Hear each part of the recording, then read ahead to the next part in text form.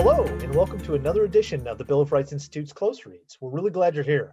I'm Kirk Higgins, and for those of you who are new to our close read format, every other Thursday we work our way through important primary sources and documents from American history, unpacking big ideas and themes and discussing them with experts and people who are really interested in these topics.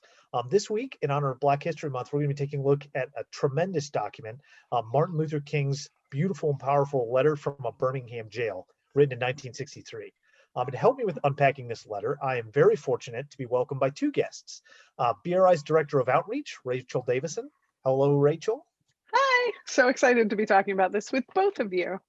And also Dr. Anika Prather. Hi. Thank you, Anika, for joining us. Thank you for having me. I'm so excited to be here.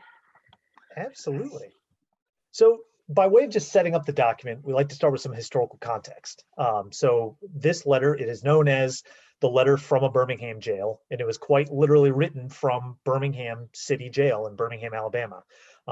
Dr. King was imprisoned there during his Birmingham campaign, after he participated in a series of sit-ins and pickets, and was arrested on Good Friday, in fact, April 12th, 1963, for violating a court injunction prohibiting civil rights demonstrations in Birmingham.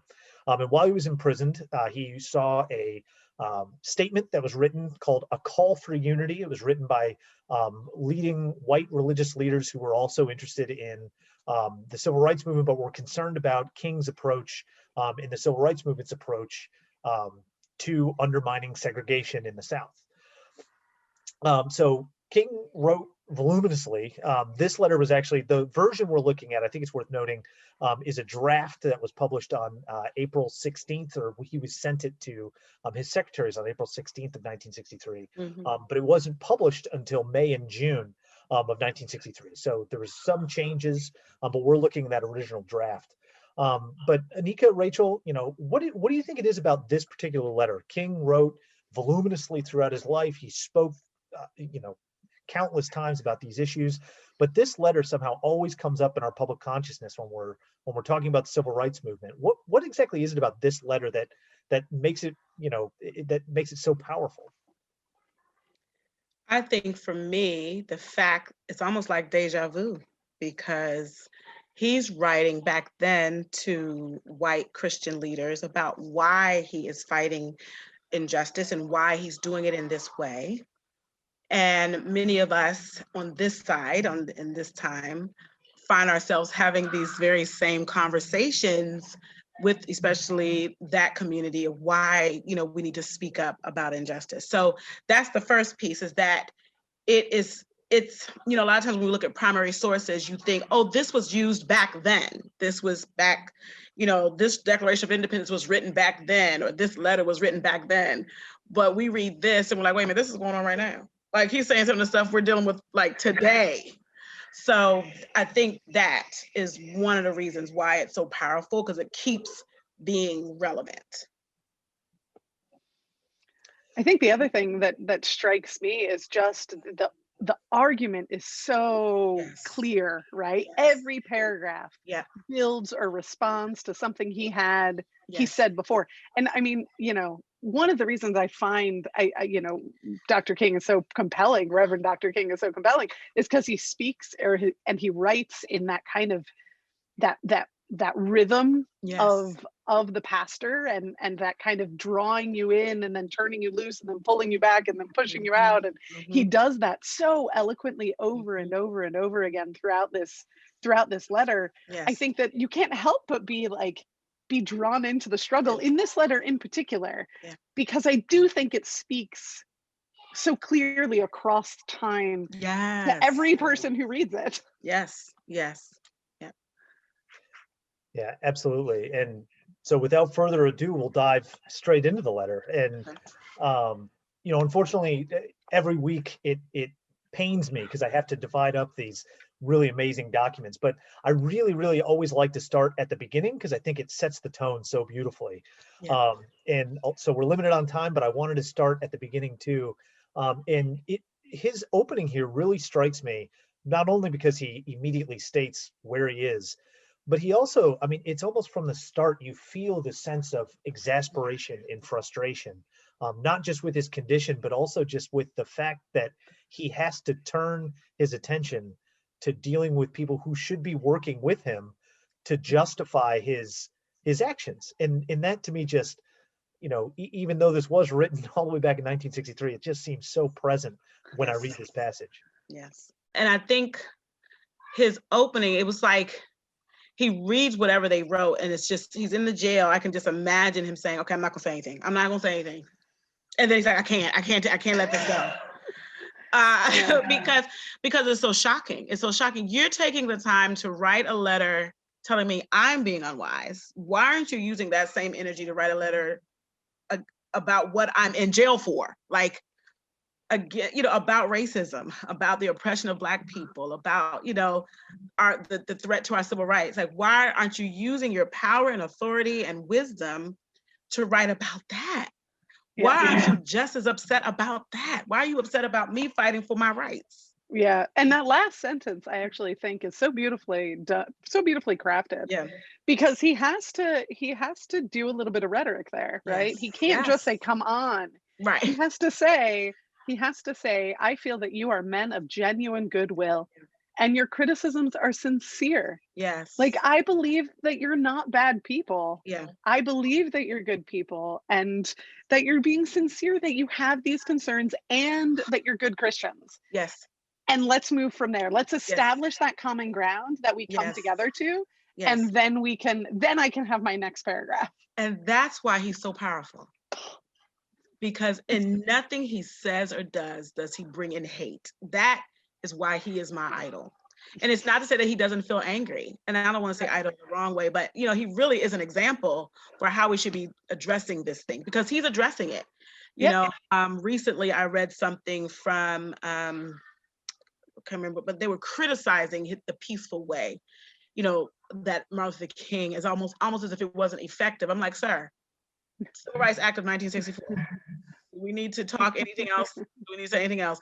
And the reason why he is so effective is because he does that. Instead of just coming out being mad and just in anger and putting them down for, I'm just be honest, the ridiculousness of this. He, like you said, he addresses the fact that I see the good in you, and I see your heart, and I'm gonna, and he's a man of faith, so I'm sure he's thinking of verses like, God looks at the outward appearance, but man looks at the heart. And I know this is not a religious talk discussion, but he is a man of faith. He's a man of faith speaking to other men of faith. We have to bring God into this. Yes. So he's dealing with that. I'm going to deal with you like the way God would deal with us. I'm going to look at your heart, and I'm going to believe the best. And love believes the best about the other person, no matter what. And so him establishing, it's like he uses love as his weapon almost. He starts off with love all the time, which I feel gives him the inroad to lay out the argument. Yeah, absolutely. And like you both said, I think him seeing that they're so close, that they understand the direction they want to go, and what would be seemingly sort of not a hair-splitting argument, but like why this is such a big deal to him, I think is because they are of goodwill, and he wants to really reinforce that. Yes. And he goes on to say, this like momentous line, and I think here, Anika, thinking about you talking about love, like this is a big issue. And here, we find the line, I think that many people know from this letter, which is injustice anywhere is a threat to justice everywhere. Which is such a powerful line, but he's setting up here that this is, it's important that we do this. And it's important that we're all focused on this. And it's important that I lay this out, and that this work that we're doing is so critical, not just here in Birmingham, but across the South and across the nation, as we come to understand and work to fulfill this promise of equality. Yes. Yeah. And I think faith people, being a person of faith, it is hard. I'm gonna be perfectly honest. It is very hard to determine based on your faith, what is the right way to deal with these things. You really do wrestle through that. And that's another reason why I love him so much, because he gives me this example. And I think one of the first things faith-based people do is we analyze how people are addressing injustice, and we line it up with the Bible. We say, okay, but then the mistake I think we make is we do that, and in doing that, if we find one thing about the organization or about the movement or about the person that we don't think lines up with the Bible, we will discount the issue. Right. Is as opposed to just saying, you know, I disagree with your faith, or I disagree with some of your philosophy on life, but I still see the issue and I want to fight alongside of you. Faith-based people are famous for saying, okay, they're not a Christian, or this doesn't line up with scripture, and look, they're this and they're that. And they'll like throw out all of it, the issue, the cause, and the organization. Right. Actually, in between, so we have to skip paragraphs because we don't have, like, you could spend a whole semester reading this lesson, like this letter. The letter is about 20 pages long. Yeah. And Anika, maybe you know this, maybe you know but something like 200 different works are referenced in this letter. Like, that's what I was reading it recently. Yeah. The man was extraordinarily well read. Come on. And spoke to so many different groups. Yes. From as an insider. But in the intervening paragraphs, he actually does exactly what you're saying. He justifies his place in the dialogue by saying, I know you don't agree with everything that I'm doing, but here are all the ways that we're connected. Yes. And this is why I think, you know, again, thinking about the rhetoric of the article and just the way that, or the letter and the way that it's written out, he takes this logic and moves it along, and he says, okay, this is why I'm talking to you. This is what's happening. This is why I'm part of your community. Now let's establish some things. Yes. This is the first thing I'm going to establish. Yeah. And here's how I'm going to say it. I'm going to say injustice anywhere is a threat to justice everywhere. Yeah. And then I'm going to give you some clauses, and I'm going to say, if you are in America, you have to be a part of these conversations. You can't you aren't an outsider. To the cause of America. Yeah. And he says that powerful statement right after he says, I cannot sit idly by. And even though I love it because it's kind of a trick statement, because he obviously is not sitting idly by because he's in jail. But instead of saying you can't sit idly by, you see what I mean? Like, he could have pointed fingers, which automatically would have created a wall. But he makes himself included in, like, we, us, I cannot sit idly by. And then he goes into injustice anywhere is a threat to justice everywhere. And there's this concept of, come on, we're in this together. We cannot sit idly by while these injustices are going on. It's really a call for the church to rise up. And the unity of the idea of being just a resident of America. He doesn't say all citizens inside can never be an outsider. He doesn't say, you know, he says anyone who lives here. Well, I was going to say, he has that beautiful, I mean, it's a civic kind of line, right? We are caught in an inescapable network of mutuality tied in a single garment of destiny, right? That's communities. Wow. Right? We are one. We are connected. Like it or not, we live together. And you know, this is a fundamental problem. And he goes on, and we'll get into this, but he goes on to talk about, you know, the fundamental nature of what it means to have a law, what a just law means. I mean, those are civic things, but he's bringing it in from the perspective of what it means to be a human being, and how it is that human beings need to work together towards great ends, which I found just incredibly powerful. So to that end of working to get things done, he goes through this section talking about tension and the need to create tension, because one of the things that came up again in the intervening paragraphs that we can't get into is this idea that, like, hey, you're causing problems in the community. If you want, it's the sense I got, and this is my own reading. I'm not sure that this is what Dr. King necessarily meant, but I got the reading that, like, hey, you know, if you want people to agree with you, don't upset the apple cart. We've got to get to a place where they're coming along and they're understanding. And his response to that is essentially say, like, no, tension's good because it makes you think. And he has this wonderful reference to Socrates, and you know, and thinking about Socrates' approach, which was, you know, if you've read Socrates, you know, it's I categorize it as kind of annoying, but it's this constant asking of questions until you get to a place, because it's causing this tension in the mind. And I thought the gadfly. And he says it in there. If you go back down a little bit, he says, there it is, gadfly. We must be non-violent gadflies.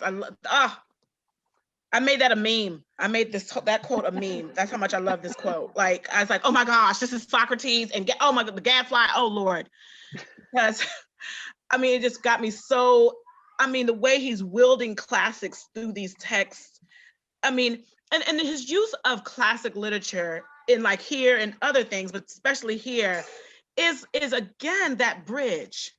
You know, I mean, we see that pattern with a lot of African-American authors and freedom fighters during that time period, is using classics as that bridge that, come on, let's come together around this common understanding around this. So you can see this is a humanity problem.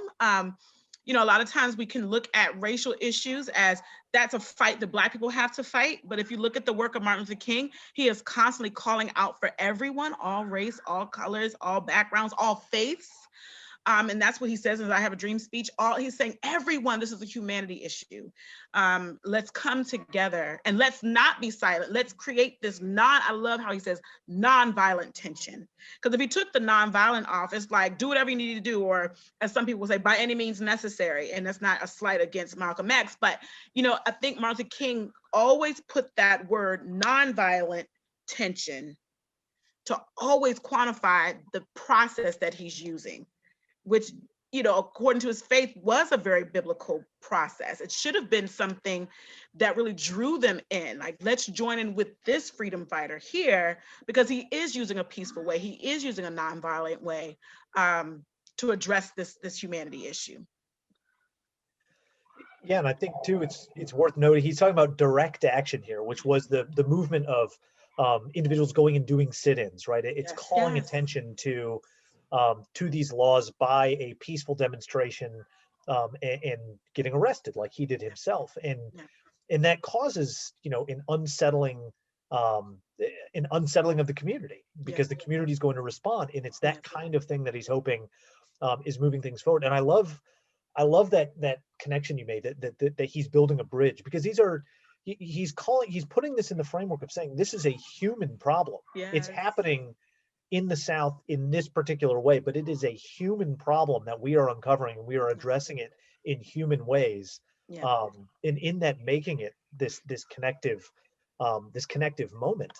And he goes on, you know, here to, again, with that sort of exasperated kind of a thing, but saying why this is so necessary, based on this idea of him constantly getting told to wait. You know, you have to wait. You know, the time will be right. We'll get there at some point, but for now, just be patient. And he's saying, look, it doesn't. Frankly, not how it works. Better than mine. Frankly, I have never yet engaged in a direct action movement that was well timed, according to the timetable of those who have not suffered unduly from the disease of segregation. Yeah, and the thing about it is, when I read this letter, I'm about to explode here. So every time I read it, I'm saying, wait for what? What are we waiting for? Wait, like what? Like what are we waiting for? You know, when we talk about, when I think about Aristotle, how he talks about the first cause, there has to be something that makes something happen. So when we talk about waiting, we're waiting for what? Like for man to just evolve and magically become more caring about people who don't look like them? Like, what is going to be the catalyst for that change? And and when I'm reading it, sometimes I'm fussing at the man as if they're alive in front of me. I'm like, what? Wait for what? Like, that's what I want to act like. What else should he do? Yeah. I think that, I mean, and again, that's why this particular letter, like if everyone read this together in community and talked through the issues presented in this letter, we would be in different kinds of communities, right? And I Kirk, you put an ellipse there, but actually the last line of this paragraph in my version, I'm not sure if it's the same in your version, is not only this wait has almost always meant never. We must come to see with one of our distinguished jurists that justice too long delayed is justice denied. And he's quoting another classics. He's quoting the classics there, but that idea that we have waited for more than 340 years for constitutional and God-given rights. And so we're not like the idea of wait. And I think we hear this a lot from people who are concerned about civic action, right? That, you know, there's a fear of the tension that it brings into the communities, and there's a desire to have like tensionless resolution. And then I think there is a difference between the violent tension and the non-violent tension. And so that's the conversation to have. Not there shouldn't be tension, but how do we get to non-violent tension? And I love it. Another thing I'm assuming they're thinking, because I hear, again, these people he's addressing and each of the points he's addressing sadly reminds me of very current conversations I'm having in 2020, okay, in 2021. And so what a common, going back to these being clergy, there's a verse that I hear currently in these types of discussions, you know, obey those who are in authority. So I've met Christian school leaders who will not celebrate Martin Luther King Day because he did not obey the laws of the land. Okay, these are religious pastors, leaders who have implemented that in their school. And so that is probably a very similar mentality that the men who wrote this, he's allowing himself to get arrested. I mean, Martin Luther King was breaking the law, you know, which is, you know, don't let me go there, but, you know, he was quote unquote. Oh, we are going to go there. We're going to go there next, actually. We're going to go there. We're going to go there. You know what I'm saying? But I'm saying, they're saying, well, he's breaking the law, you know, Black lives, you know, you got to obey the law, even though I know it's not fair. But, you know, and so he's saying to not say anything is not correct, you know, and so, yeah, that is, I'm sure that's what they're thinking about him. You're breaking the law. You know, you've got to be, you know, you got to obey the law, even in how you do this. Let's go there. Isn't that the next section, Kirk, that we're going to? It's close. But before I wanted to get there, I wanted to talk about what was bringing it about. Because I think, Anika, touching on a theme you were touching on earlier is letting the perfect be the enemy good, right? Or focusing so much on a principle that you lose focus on what's taking place. And I thought that he weaved in this story of talking to his daughter about Funtown, being close to her, was such a powerful example of this. And we don't have to spend too much time on this passage, but I wanted to be sure and include it because sometimes in these conversations, particularly when we're thinking about sort of abstract ideas, we lose sight of the human, the true human cost of this. And to me, this passage brought it just so much into focus in why this word wait is waiting for what, but also like why wait when there's things we can do to move this forward in a responsible way, and we're doing it. And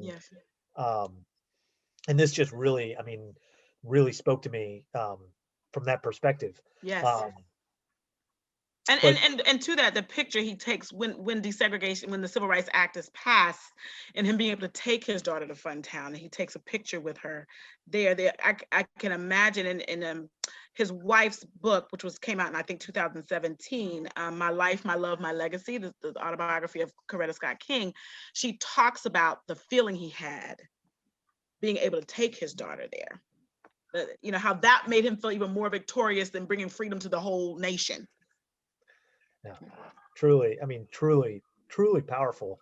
And again, because this is it's a human thing he's trying, and he's underlining that here too. I mean, that is a relatable story. Someone who has a child who sees something on television that they cannot, be a part of. Please. Yeah, and I think I connect with that because that's kind of why I'm so passionate about this police reform bill, because I grew up with my brother constantly being stopped and mistreated by police. And I mean, he's been a minister since he was 14. He's never even been in a fight, but he's been accused of where are your drugs, why, and just really not feeling safe. And so there's a fear you grow up with now being the mother of two sons, and he has it because he has a 12-year-old son, which was the same age of Tamir Rice. And so he and I have this passion about what can we do to stop, to create police reform. Again, we want to change the nation, right? But we're like, we have sons. They're going to be driving soon. They're going to be going off without us one day. What can we do so that we know that, like, as my dad was staying up late at night till we got home from dates or whatever, because he knew that this would happen to us, how can we make that not happen for our children? You feel that drive you. Absolutely. And I think, he connects that to this bigger issue, right? Because it is very personal, but it's also, again, he's having this argument with people who are on his side, but it comes down to principle for him as well. So on the one hand, don't get so caught up in these principles, but on the other hand, they're what matter. They're what drive this conversation forward. And here he has this beautiful conversation that we were alluding to earlier. Rachel, you were really wanting to get here, because it's just such a powerful thing where he's saying, look, there are just laws and there are unjust laws, and and you can tell what they are. And Yep. segregation, by definition, is an unjust law Yes. by your own standards. Yes. Not King's standards, but by your own standards. Unconstitutional. Yep. And unjust to the higher authority that you hold dear. And that's, again, the brilliance of what he does, is he knows his audience so well. Yes. And he knows his Bible verses so well, and he knows his biblical fathers like St. Augustine so well, like that you can't out argue Dr. King, right? Like Dr. Martin Luther King Jr. He's gonna win the argument because he knows more than you. And he has done the work to understand what justice is in a deep philosophical, spiritual way. And I think, again, that's why that truth is what speaks to us through this letter. And the thing about what Martin Luther King does, that a lot of those who have those racist and prejudiced tendency, is not just that he knows more, but he knows at least the exact same. See, there is a dependence on Black people not reading. So these laws are created, these things are done, and there's the expectation they're not going to read it. Yeah, and the texts he's pulling from are old, right? I mean, they come from a long tradition that had been debated and discussed for a long time. And that's powerful, because what he's I think what it seems to me is he's making a prudential argument here that is carefully crafted, very carefully crafted, to say, look, I'm not, the tension that I am putting forward here is productive and necessary. And if you think that this is going to unfold in just magically over time, it's not going to. And he builds on that too in this passage where he talks about, again, on breaking these laws, doing it openly and lovingly and in a way that is seen. But he's not saying in a way that is rude, just violent or just action or just anything else. In that understanding, again, he's building it in conjunction with those he's speaking to as a way of building that bridge, like you said before. And that's why I love that he deals with an unjust law as no law at all, because going back to that comment I made earlier, they were depending on this scripture that says, obey those that have the authority over you. You're disobeying the law. This is why he goes down this, this argument is so similar to current ones. Lord help me, God. But it's just troubling. But that's why he breaks down, do you know what a law is? The thing about it is, Rachel, I don't think they knew this. Like, I don't think he knew more than them. It seems like he does. You know what I mean? It seems like he does. I was talking about I wouldn't win. I don't know. No, I wouldn't either. But I think because they're clergy, they've been to schools of theology. I think. But what I think they're not bringing it up because they're making the assumption, because of the color of his skin, that he doesn't know what they know. And it kind of reminds me when they didn't want Frederick Douglass to read, and the guy says if they read, they start knowing too much, they get a little discontent about their place in society. Right. Martin Luther King does all. I'm sorry, go ahead. No, I was saying, if you read the Bible in this way, you start becoming discontent with what's going on, right? And that's where I think I want to really, really hone in on this openly and lovingly. When you break the law, you must do it this way and be willing to accept the penalty. And so when I think about how we engage young people in civic action, in protest movements, that a nonviolent tension, nonviolent experience is the essence for King, I think, is that you have to be willing to accept the penalty. There has to be a tension. In order for it to be an act of true resistance. To make people move. It can't just be a fashion statement. It can't be like, see, look, I got my cute little sign. Like, it has to really, that focus on creating a tension. It has to make people feel uncomfortable. See, and he says that, like a boil that can never be cured as long as it's covered up. Injustice must be exposed. The tension has to be exposed. And one thing I think people don't realize is his nonviolent tension is more powerful than violent tension. Because when you have violent tension, you can immediately write it off as, look at them. Look, they're breaking windows. They're hurting the police. They're really breaking real law. So you can, but by him choosing nonviolent resistance, just sitting there, sometimes kneeling and praying. Can you imagine the tension? Can you imagine how troubling it is to be a person who's a church-going racist, watching a group of Black people kneeling and praying while they're being arrested? Like what? So that, can you imagine the stirring of the soul that happens watching that, or watching young children who are peacefully protesting being attacked by dogs, but they are trained in nonviolent resistance. So that tension he created through nonviolence, which the world, as we're still protesting this type of injustice today, you know, we have lots of different styles of protesting, right? That we're seeing. And you're hearing the younger generation say the time of Martin Luther King is gone. But what they don't realize is that the nonviolent tension creates a stirring of the soul in everybody. Sometimes the hardest heart, the most racist heart, is stirred by nonviolent tension. And how do I know that? Because the Civil Rights Act of 1964, you know, or Frederick Douglass, who was very nonviolent. He didn't know Martin Luther King, of course, but he was very nonviolent in how he spoke out against slavery. You know, and as a result of him, he was, you know, he inspired the emancipation of the slaves. And so people need to go back in history and look at, let's compare violent tension and nonviolent tension. They are both maybe have been necessary. They may have, you know, brought attention to a problem, but which ones changed legislation? Which ones were invited to sign a bill? Hello? I just wanted to say that.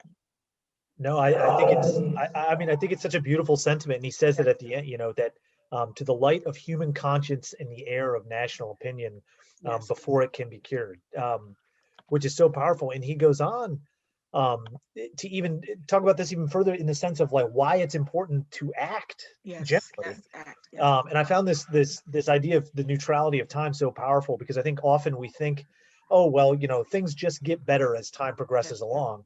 And here he reminds everyone, no, it doesn't. You know, even as we're doing these things and we're making these, you know, we're making such progress here, it's important to remember that that progress is dependent on our action. And even though he says, you know, oppressed people cannot remain oppressed forever, the urge for freedom will eventually come. That's in tension with this idea that time is neutral, right? They're feeling it. It doesn't mean they're going to receive it. And that this action, this tension is needed to move things in a direction that does recognize that fundamental equality of all people and that freedom for all people.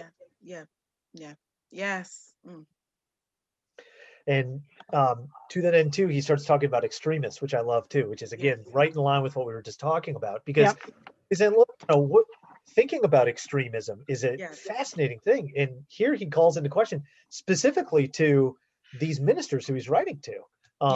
In calling out Christ's, you know, actions on Calvary's Hill, you know, in saying, look, you're saying it's against extremism, but extremism is a powerful thing when deployed in the name of a good cause that's grounded. And again, you know, King is very measured in the way he's doing this. So it's not just, you know, action, but clear action. And so, you know, I found the concluding sentence here really powerful. So after all, maybe the South, the nation, and the world are in dire need of creative extremists, which was really moving. And then he goes on to talk about, in this passage I quoted at length, but sort of the place, you know, how this fits into the American story and how this action in the South is fitting into the American story, which, you know, as a civics organization that thinks a lot about the Declaration of Independence and a lot about sort of the American experience in this very clear, you know, the seeming hypocrisy that exists at the beginning, you know, all men are created equal, kind of, sometimes in some instances, is tough to grapple with, especially in this moment. And here, King again, I think, is putting forward another bridge and saying that this is a unified story. In that we are all a part of it. In telling it from this perspective, you know, that looking at it from the perspective of the enslaved and moving up through the current moment, I thought was such a beautiful way of bringing those stories together, not as separate stories, but as a singular story, moving more toward the fulfillment of that promise of the Declaration of Independence, that all are created equal. And I think that's the constant, I mean, that's the constant topic of conversation, the constant proving of our equality. Like, how are you looking at a human being being treated this way and not moved? Why aren't we all moved to do something? And again, the deja vu-ness of this letter is very frustrating to me, because I feel the same way. How do you look at somebody like George Floyd, and just bringing that to current events? How do you look at that video, and every praying person, every non-praying person, every breathing person should be just outraged, but we're arguing about, does there need to be police reform, or we're arguing about who is doing it correctly? And I don't know if he says it here, but there's a statement he says in this. He says, basically he's troubled that more attention is at how I'm protesting than what I'm protesting about. Mm-hmm.